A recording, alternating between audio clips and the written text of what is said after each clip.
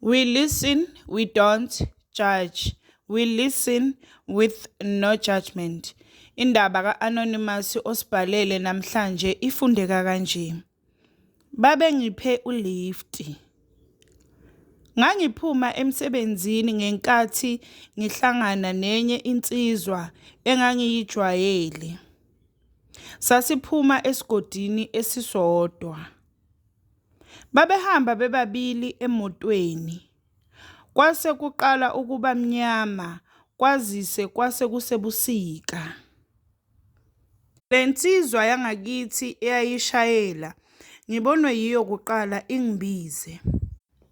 Nangempela ngiye kuyo sibingelelane bese ithi angigibele vele nabo baya emakhaya.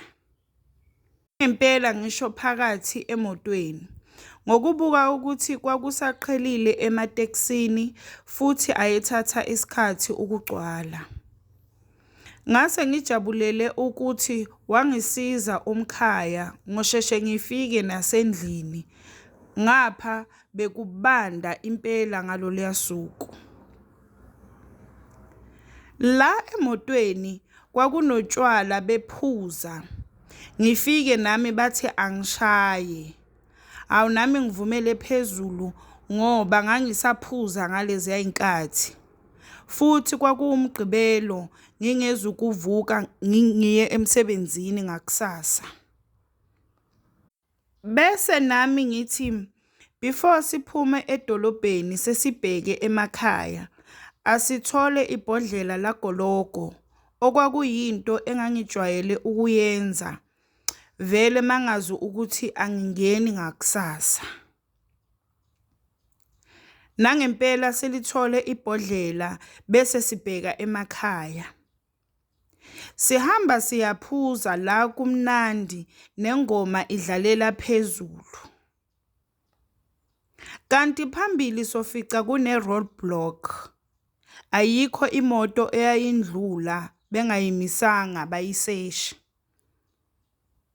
Nathi kwaphoqa ukuthi sime kuseshwe imoto. Sithe singakafiki kuwo amaphoyisa. Umshayeli wacisha imoto waphuma wabaleka. Waphuma nalo wamulandela. Kanti amaphoyisa asebabonile. Adubula amaphoyisa abhekise ngakubo. Nangempela abadubula bashonela khona lapho. Mina sengisele ngedwa emotweni angazi ukuthi kwenzakalani. Ngangingacabangi ukuphuma ngibaleke nami ngoba ngangazi ukuthi angikho ephutheni.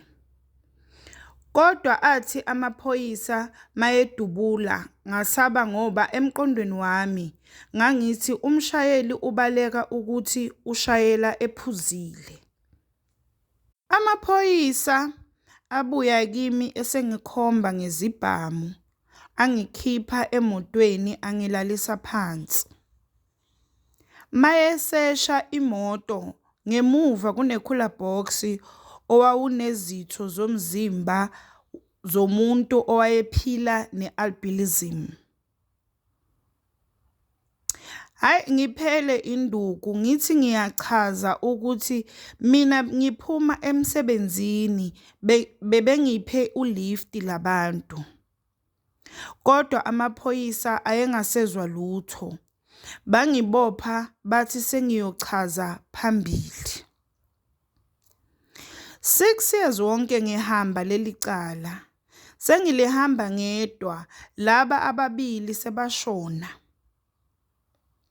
Kwathi noma kuyiwa la engangisebenza khona kwavela ukuthi vele ngangisebenza ngalosuku engaboshwa ngalo.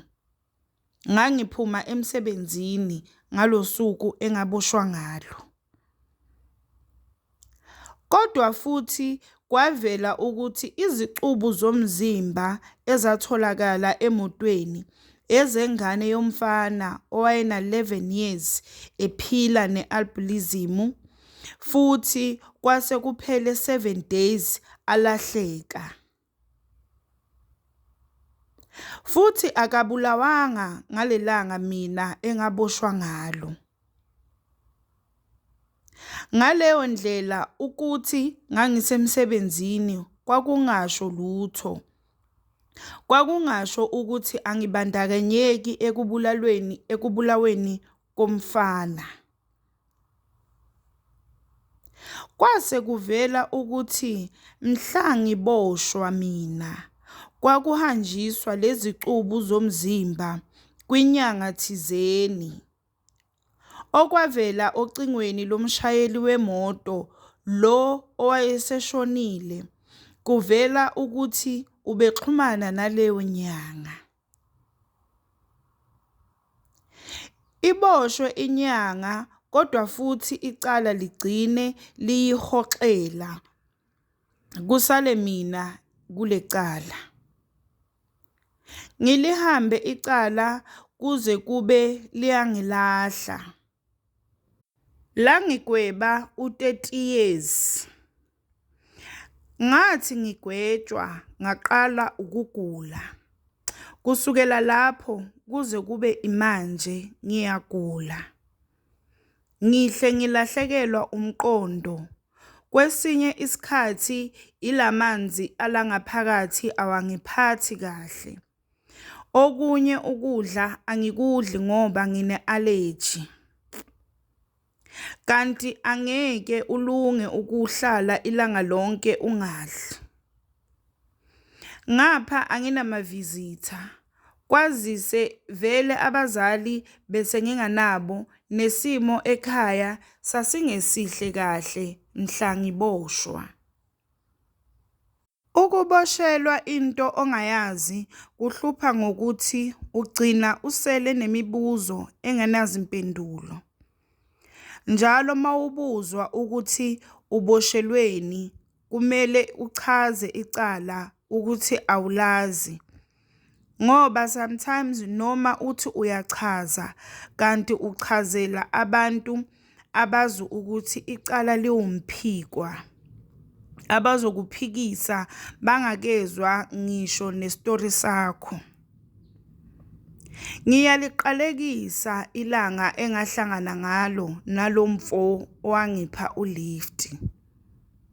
Wayimosha kakhulu impilo yami. Kangangokuba ngalesikhathi ngiboshwa intombi yami yayikhulelwe ingane yethu yokuqala ngqa. Ngangingakaze ngibe nengane ngaphambilini. Kuze kube inamhlanje angiyazi ingane yami, angikaze ngayibona. Iyodwa into engihlezi ngiyikhulekela la ngaphakathi ukuthi uNkulunkulu angigcine ngize ngiphume ngiphila ngizokwazi ukubona ingane yami.